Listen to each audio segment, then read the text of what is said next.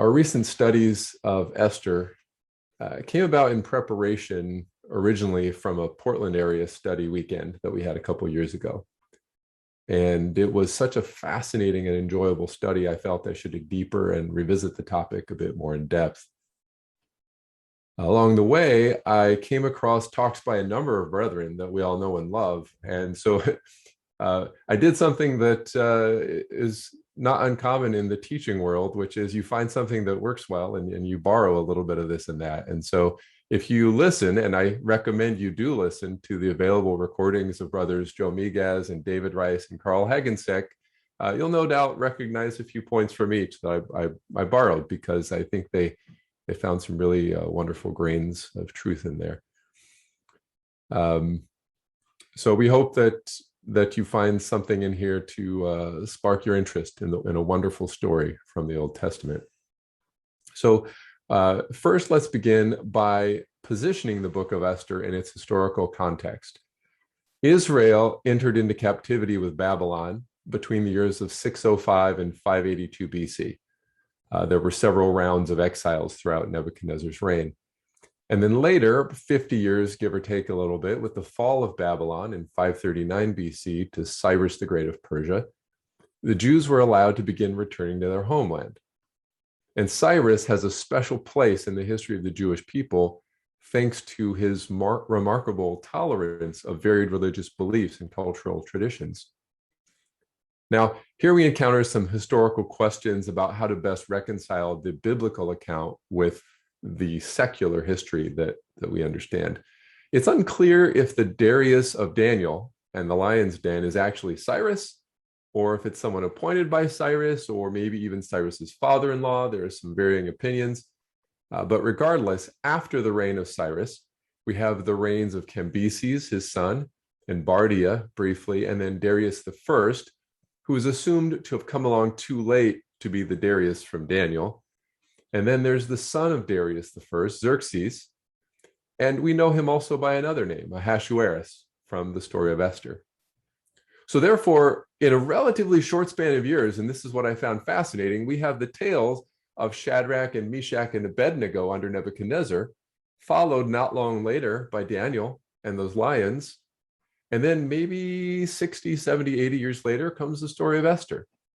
And many of the Jews that had been in captivity to Babylon were allowed to go home, but many stayed, due either to the fact that it's convenient and easy to stay, or an increased degree of religious tolerance, perhaps. And so we ask, why was this story of Esther preserved for us? It's a very wonderful story, and in fact, neither Shakespeare nor Hollywood could have done a better job of adding in danger and plot twists and excitement. Now, of course, this is also an important event in the history of the Jews, as it is what leads to their Feast of Purim. And on top of this, we have some wonderful character lessons for ourselves. We read in Esther 1, verses 1 through 4.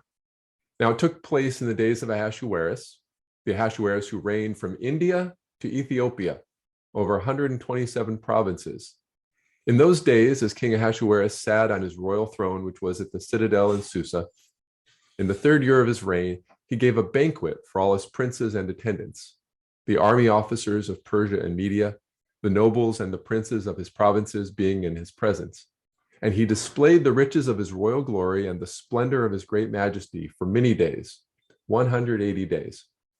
Now, the Medo-Persian Empire was huge. It ranged from India on the east all the way to Ethiopia on the west. And Ahasuerus gave a banquet for all his princes and attendants over a period of 6 months.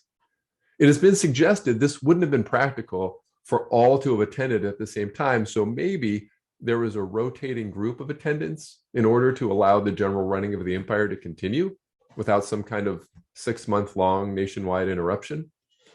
It's further been suggested that the purpose of this banquet may have been to discuss the king's desire to conquer Greece. It was not to be, but Greece had previously repelled the takeover attempt by his father. History tells us that Xerxes, or Ahasuerus, would also fail at this attempt. But in this account of his banquet, we learn something else important about the king. We learn he has a great deal of pride and self-satisfaction in his office. As with many kings, he felt the need to ostentatiously show off his great wealth for everyone to see. And of course, we also will find that he's rather easily led by his advisors.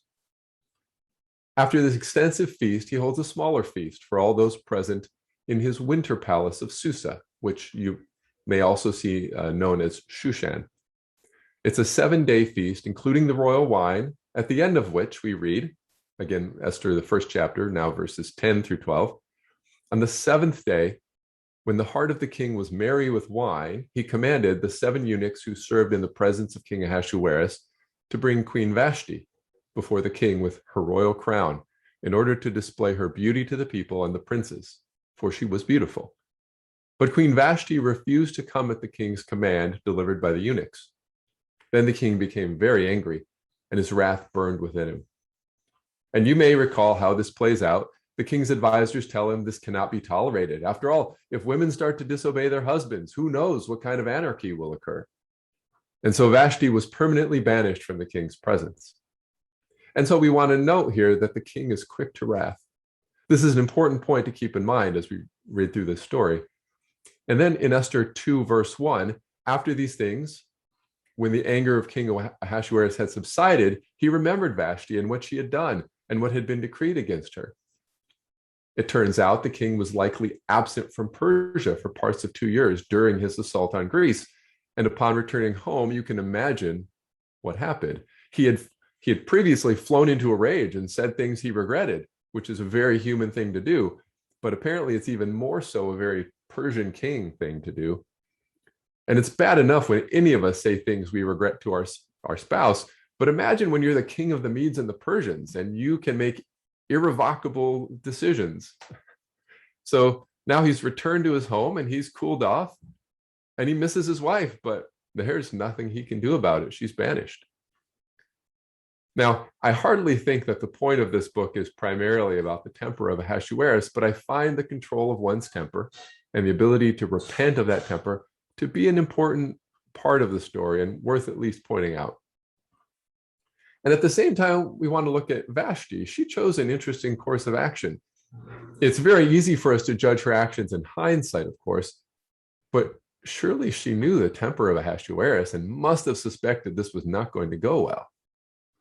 Moreover, the king was drunk with wine, and I cannot imagine he was making a reasonable request, and I don't blame her for not wishing to display herself for her drunken husband and his princes. But Brother Russell makes a very interesting point in reprint 4900.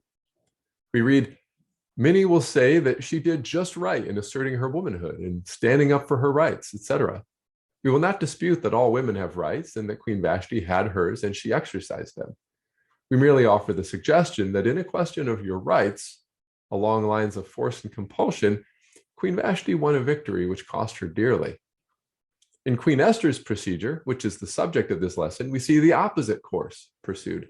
The queen won a great victory with happy results by a totally different procedure, and one which, in our judgment, recommends itself to the wisest and best of men and women.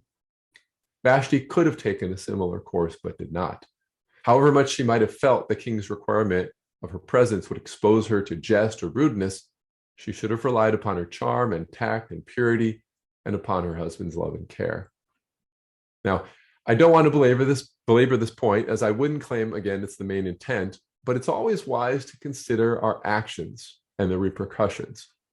Something that I've said numerous times as both a parent and a teacher is that when you're dealing with a superior, whether that be an adult or a manager or a teacher, it is nearly always, except in extreme circumstances, it's nearly always better to obey at first and then afterwards ask your questions. Perhaps things might have gone a lot better for Vashti had she considered this. Now, of course, we all know that it worked out exactly as the Lord intended.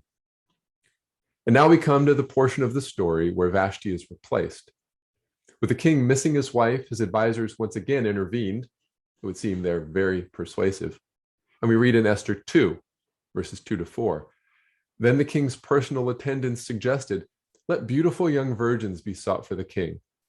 Let the king appoint emissaries in all the provinces of his realm to gather all beautiful young virgins into the harem in the royal precinct of Susa, under the care of the royal eunuch Higai, guardian of the women. Let cosmetics be given them.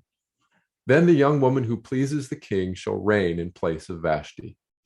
This suggestion pleased the king, and he acted accordingly. And here's where Esther enters the picture.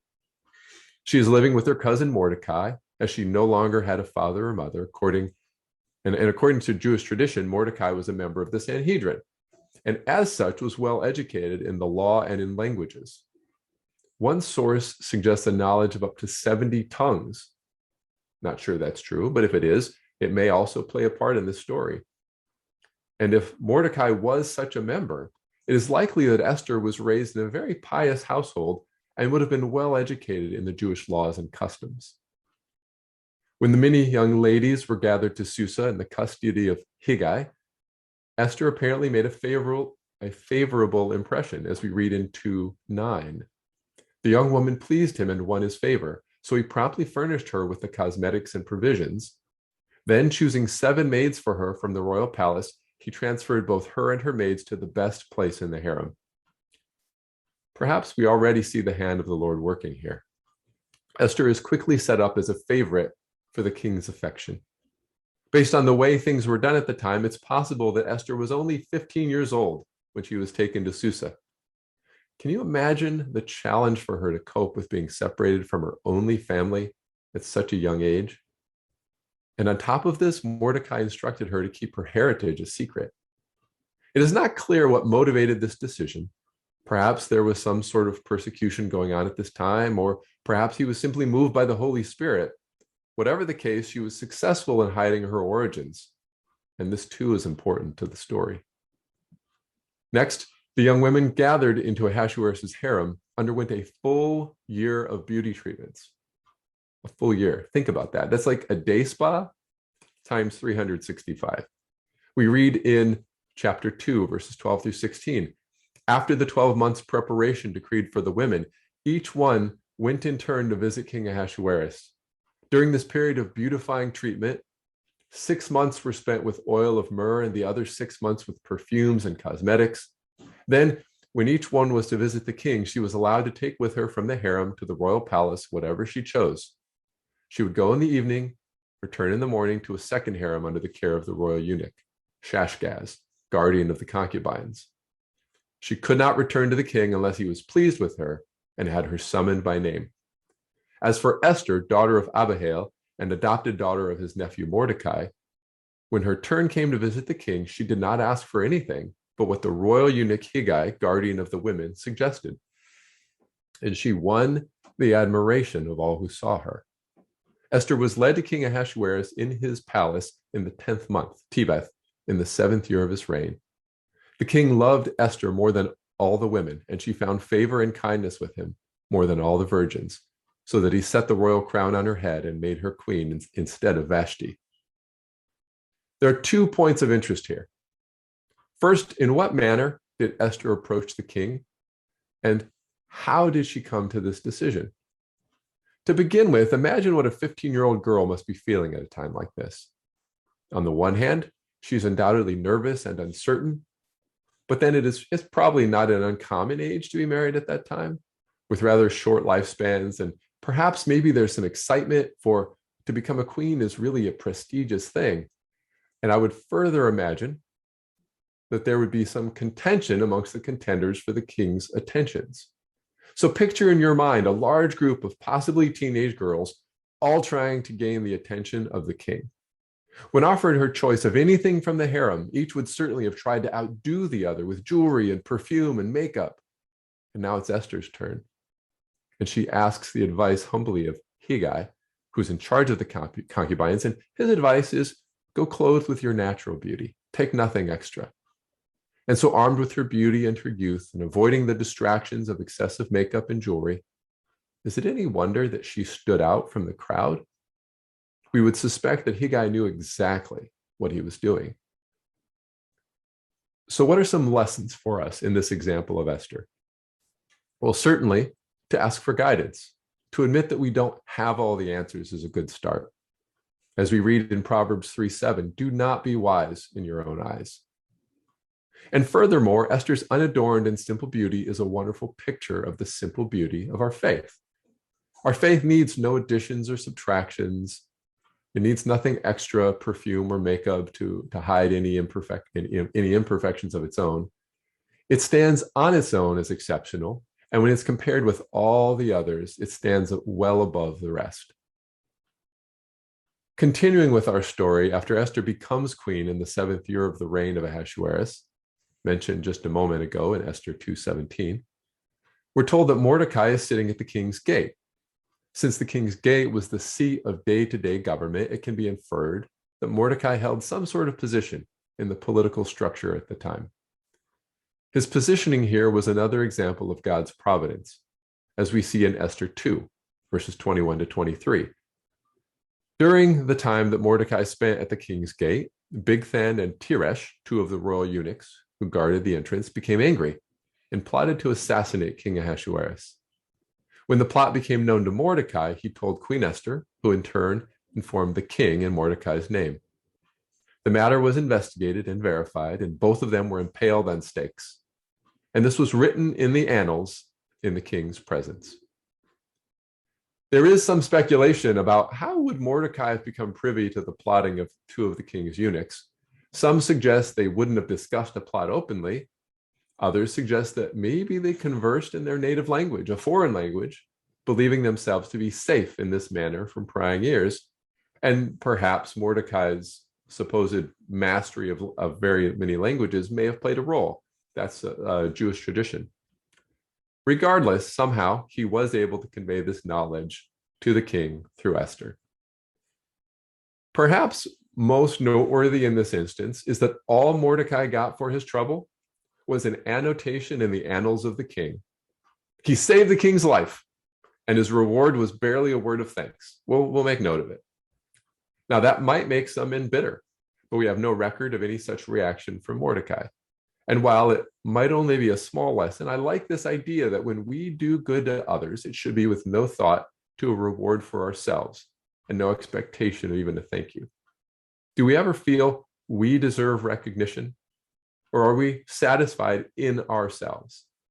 The next time you catch yourself feeling frustrated because of a lack of recognition, remember, the Lord sees it, and that's all that's really important. And returning to our story, we'll soon find that being written in the annals is not the same as being written off. The next stage in this story is where the tension really picks up. A number of years after his marriage to Esther, Ahasuerus promotes Haman the Agagite and places him in authority of all the princes who were with him. We aren't told more than that about just where Haman came from or how he rose through the ranks, but this illustrates yet again that Ahasuerus seems blind to the liabilities of his best advisors. And Haman has liabilities just like all the others. The first action we're told of regarding Haman is that the king commanded all to bow down and pay homage to him. And this is in Esther 3, verses 1 through 6. After these events, King Ahasuerus promoted Haman, son of Hammedatha the Agagite, to high rank, seating him above all his fellow officials.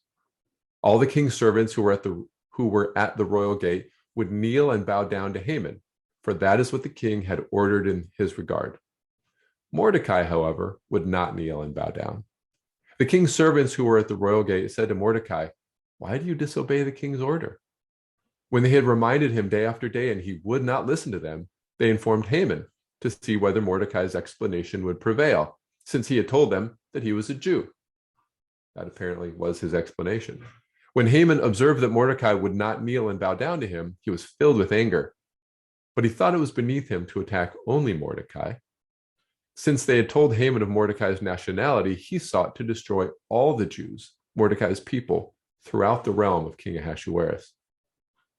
This is a great passage for several reasons. To start with, just why would the king have to command everybody to bow down to Haman?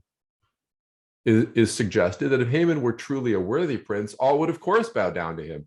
But perhaps instead, he was one of those who needs that attention, but deserves very little. And so he maneuvered and suggested and prodded the king to issue such a decree in order to feed his ego.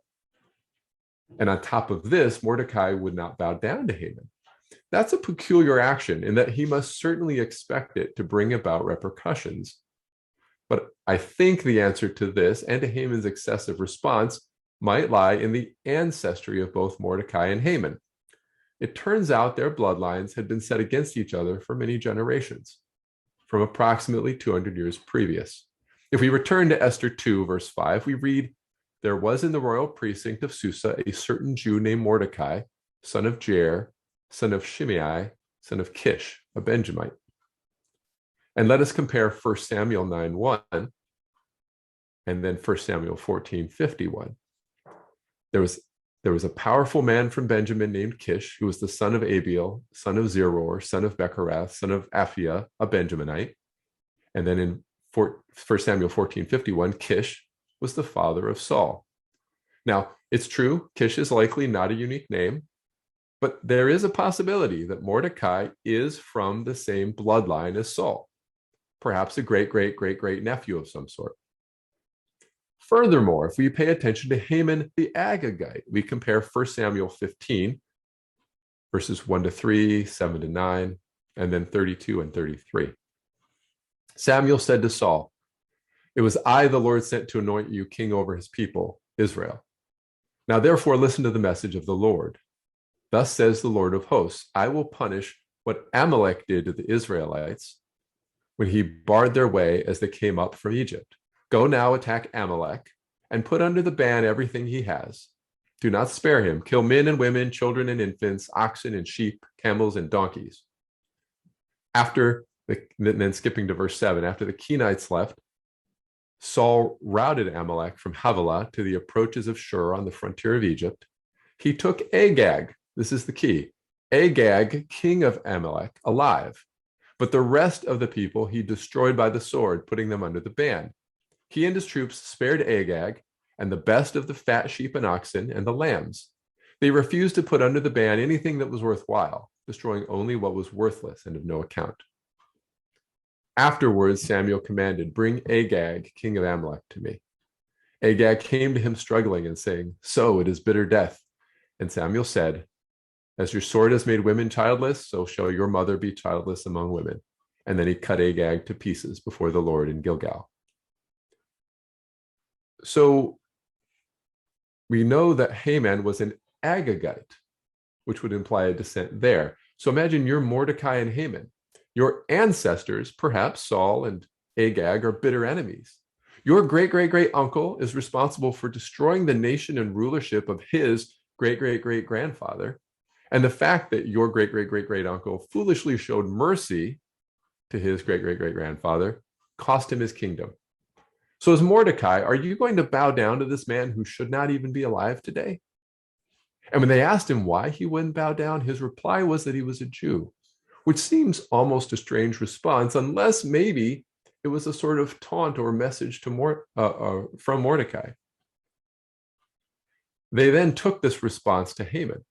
"Hey, this guy over there won't bow down to you because he says he's a Jew." What's Haman's reaction going to be? Perhaps if he's a descendant of Agag, he'll be even angrier than before. It's not just that he's not bowing down. It's that he's not bowing down, and he's sort of throwing in my face this past animosity. And so it makes sense that Haman's wrath would burn against Mordecai's entire people.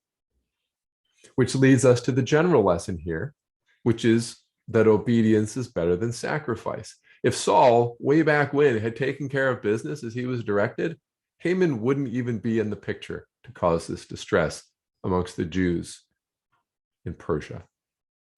The Lord's purposes are so much deeper and interconnected than any of us can truly fathom. And it is why obedience always is the best course of action, even while understanding is still developing. And at which point we remind you of this idea that we should obey first and ask questions later. Now, whether or not these are his true motivations, Haman does make it his mission in life to wipe out not only Mordecai, but all of the Jews. We read in Esther 3, verses 7 through 11. In the first month, Nisan, in the 12th year of King Ahasuerus, the Pur, or lot, was cast in Haman's presence to determine the day and month for the destruction of Mordecai's people on a single day. And the lot fell on the 13th day of the 12th month, Adar. Then Haman said to King Ahasuerus, dispersed among the nations throughout the provinces of your kingdom, there is a certain people living apart. Their laws differ from those of every other people, and they do not obey the laws of the king. So it is not proper for the king to tolerate them. If it please the king, let a decree be issued to destroy them, and I will deliver to the procurators 10,000 silver talents for deposit in the royal treasury. In other words, you kill them and I'll pay you for it.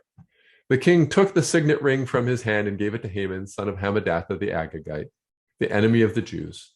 The king said to Haman, the silver is yours, as well as the people, to do with as you please.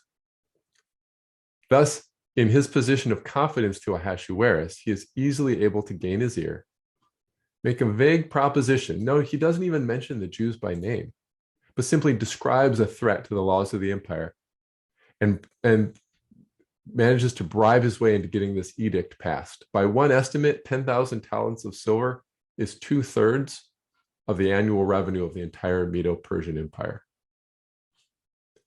Note that Haman believes in fortune telling as he casts lots to determine the best day on which to carry out an attack on the Jews, which thankfully for the Jews was approximately a year away. That pur, or lot, by the way, mentioned above in plural is Purim, and that's the origin of the Jewish feast of Purim, which is their way of remembering the Lord's deliverance via Esther. And as the decree goes out across the land, Mordecai learns of it and quickly lets Esther know, as she is certainly the best hope for the Jews at this point. So let us once again put ourselves in Esther's shoes. We've had 5 years to grow accustomed to life as queen, but surely we don't get to see our family anymore. Perhaps 20 years old now, we're faced with a crisis of greater scope than simply being forced to marry the king. Now, our life and the lives of our entire people depend on us. And it's already been decreed by an edict of the Medes and Persians, which cannot be altered. So what do you do? This sounds like a job for a Saul or a David or a Gideon, not a 20-year-old girl. But Mordecai sends a message to Esther via her servant, ordering her to go to the king and plead for their people. And Esther replies to Mordecai in Esther 4:11, all the servants of the king and people of his provinces know that any man or woman who goes to the king in the inner court without being summoned is subject to the same law, death. Only if the king extends the golden scepter will such a person live. Now, as for me, I have not been summoned to the king for 30 days. So essentially, her response is, I can't do that. He could kill me. And he hasn't called me in 30 days, so maybe he's growing tired of me. From what we've read about the king, to find him fickle would not be a surprise. And while I think we all understand the basic concept that it must have been dangerous to approach the king unsummoned, I suspect that you, as I did, might not truly have a sense of the great possible danger. After all, it's his wife. Would he really kill her just because she didn't wait to be called? And so we go to reprint 3656, where Brother Russell shares a story of the wrath of Xerxes, who we understand to be Ahasuerus. The queen's answer was that Mordecai, as well as all the people, knew that if she or anyone else should attempt to go into the king's presence uninvited, it would mean their death, unless he chanced to feel favorable to them and extend his golden scepter.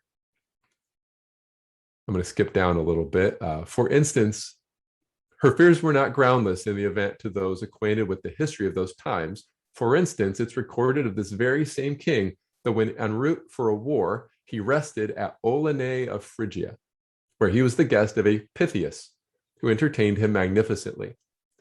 But when the latter begged as a favor that of his 5 sons in the king's army, the eldest might be left with him in his old age, the brutal Xerxes, in a rage, caused that son to be slain in the presence of his father, the body divided into 2 parts, the one part placed on one side of the road, the other on the other side, and the whole army marched between them.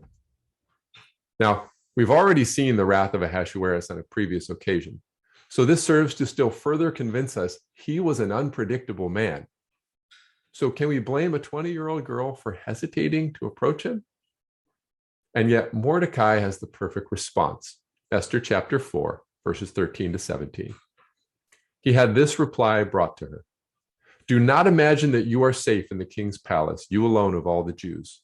Even if you now remain silent, relief and deliverance will come to the Jews from another source, but you and your father's house will perish. Who knows? Perhaps it was for a time like this that you became queen." Esther sent back to Mordecai the response: "Go and assemble all the Jews who are in Susa. Fast on my behalf, all of you, not eating or drinking night or day for 3 days. I and my maids will also fast in the same way. Thus prepared, I will go to the king, contrary to the law. If I perish, I perish." Mordecai went away and did exactly as Esther had commanded. I love both of these responses. First of all, Mordecai points out that an opportunity like this must be seized, and Esther must assume she has been placed in this position precisely as the means to the Jews' salvation. Furthermore, if she doesn't take advantage of this opportunity provided for her, she is still not likely to survive the persecution, and moreover, deliverance may be provided from yet another source and leave her and her father's house to perish. And so after prayer and consideration, she realizes her only real option is to proceed with petitioning the king. And in my mind's eye, I can picture this 20-year-old queen steeling herself to risk her life for her people, gathering her resolve and telling Mordecai, "If I perish, I perish." I would say this is the largest and most obvious lesson of Esther, that we must be aware of every opportunity to serve the Lord. Who is to say if we haven't been placed into some specific situation exactly because he wants us there to do his will? And certainly we see the Lord's hand in positioning Esther exactly where she needed to be to save the Jews. During one of our studies on this topic, Brother Bruni Hack made a wonderful analogy, and I'll do my best to paraphrase. He said, some of us can be likened to dinner plates, getting lots of daily use in the Lord's service, while others are like a gravy dish, the one that comes out only a few times a year. That doesn't make the gravy dish less important. In fact, in some sense, it's more important because it has that special use for which no other can be substituted. And I just thought that was a wonderful thought. And Brother Russell addresses this nicely in reprint 3657. There's a beautiful lesson of faith here that should appeal to all of the spiritual Israelites. Whatever we have, whatever positions we occupy of influence or power or wealth or confidence in the esteem of others, is so much of a stewardship granted to us by the Lord, and respecting which we should expect to give an account. And if the account would be rendered with joy, we must be faithful even to the risking of our lives in the interest of the Lord's people, the Lord's cause. Let us lay this feature of Esther's experience to heart, that we may draw valuable lessons therefrom, helpful to us in the spiritual way. The suggestion that she had not come to a place of honor and privilege by accident, but that the Lord had overruled in the matter, is one that should appeal to all Israelites indeed. Whatever we have is of the Lord's providence. Let us use it faithfully and as wisely as possible for him and his. Thus our own blessings and joys will be increased, as well as our favor with the Lord. And what a beautiful picture for us of the way in which we should approach our difficult decisions. As Esther implored her people to pray and fast for her, it is also a good practice for us to consider when faced with difficult decisions today. And it doesn't need to be fasting in the sense of avoiding all food. Perhaps instead fasting from worldly distractions. Perhaps eating a limited diet to give your mind clarity. Perhaps prayer and focused meditation can bring us more into harmony with our Father and leave us more receptive to the leading of the Holy Spirit. And so now we turn to Esther, the 5th chapter, and her approach to the king. So it came about on the 3rd day that Esther put on her royal robes and stood in the inner court of the king's palace in front of the king's rooms. And the king was sitting on his royal throne in the throne room, opposite the entrance to the palace. When the king saw Esther the queen standing in the court, she obtained favor in his sight, and the king extended to Esther the golden scepter which was in his hand. So Esther came near and touched the top of the scepter. Then the king said to her, "What is troubling you, Queen Esther? And what is your request? Even to half of the kingdom it shall be given to you." Esther said, "If it pleases the king, may the king and Haman come this day to the banquet that I have prepared for him." Then the king said, "Bring Haman quickly, that we may do as Esther desires." So the king and Haman came to the banquet which Esther had prepared. As they drank their wine at the banquet, the king said to Esther, What is your petition? For it shall be granted to you. And what is your request? Even to half the kingdom it shall be done. So she replied, and I'll paraphrase a little here. If I found favor in the sight of the king, come to another banquet tomorrow, and then I'll do as the king says. And Haman went out glad and pleased of heart. But when he saw Mordecai in the king's gate, and he didn't stand up or tremble before him, he was again filled with anger against Mordecai. But he controlled himself and went to his house and sent for his friends and his wife. And he recounted to them the glory of his riches and the numbers of his sons and all the glory in which the king had magnified him. And he said, even Esther, let no one but me and the king come to dine with her. And yet this man is not bowing down to me. And so in verse 14, Zeresh's wife and all his friends said to him, have a gallows 50 cubits high made, and in the morning ask the king to have Mordecai hanged on it. And then you can go joyfully with the king to the banquet. And so he did so. Now, it's hard to determine just why Esther chooses to host one banquet followed by another. We can speculate, perhaps it's simply to pique the interest of the king. We can assume that his advisors generally waste no time in making their wishes known. And so maybe most who have the king's ear attempt immediately to use this for their own ends. And by taking it slow and making the king wonder, she maybe succeeded in winning him more firmly to her side without even saying anything. Perhaps this is also why he couldn't he couldn't sleep the following night, as we read in Esther 6, verses 1 to 3. During that night, the king could not sleep, so he gave an order to bring the book of records, the chronicles, and they were read before the king. I love this. I can't sleep. Read me the book of records. That'll put me to sleep. It was found written what Mordecai had reported concerning Bigthana and Teresh, two of the king's eunuchs who were doorkeepers, that they had sought to lay hands on King Ahasuerus. And the king said, what honor or dignity has been bestowed on Mordecai for this? Then the king's servants who attended him said, nothing has been done for him. So the timing of this is amazing. Right as Haman is about to go after Mordecai, the king recognizes he wants to honor Mordecai. And we see that Mordecai's thanks wasn't immediate, but it was yet to come. And so in this next passage, we already can see the events conspiring to bring Haman down. This is where the story just feels so amazing. Feeling that he should reward such loyalty in one of his people, he grabs his nearest advisor, Esther 6, verses 6 to 12. It just happens to be Haman. And he says, Haman, what should I do for the man who the king desires to honor? And so Haman, in his pride, thinks it's him that is being spoken of. And Haman says, you should bring a royal robe, which the king has worn, and the horse on which the king is ridden, and on whose head a royal crown has been placed. And let the robe and the horse be handed over to one of the king's most noble princes. And he tells all these wonderful things that should happen to this man, imagining this is what I want the king to do for me. And so it's such sweet justice when the king said to Haman, take quickly the robes and the horses you have said, and do so for Mordecai the Jew, who is sitting at the king's gate. Do not fall short in anything of all that you have said.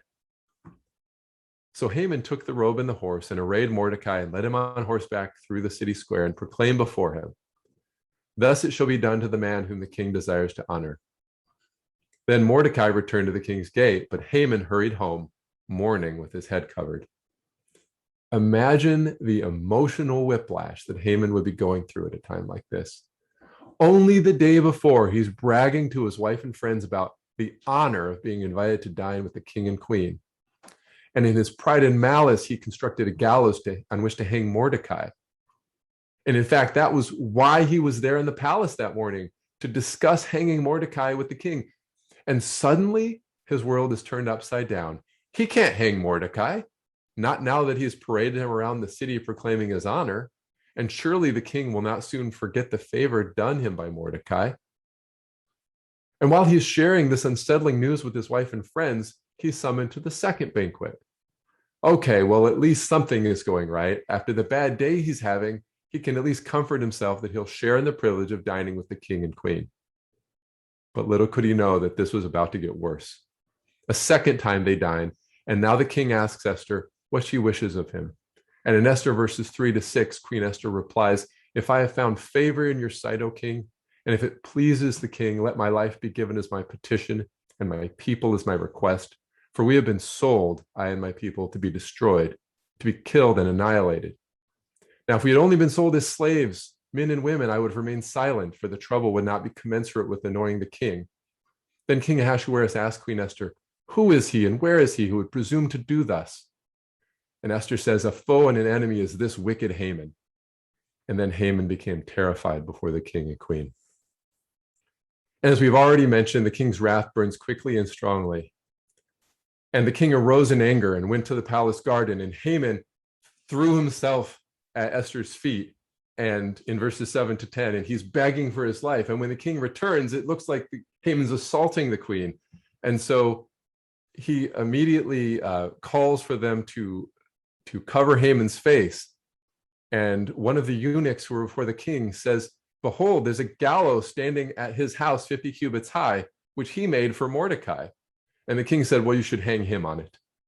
And so they hanged Haman on the gallows, which he had prepared for Mordecai. And the king's anger subsided.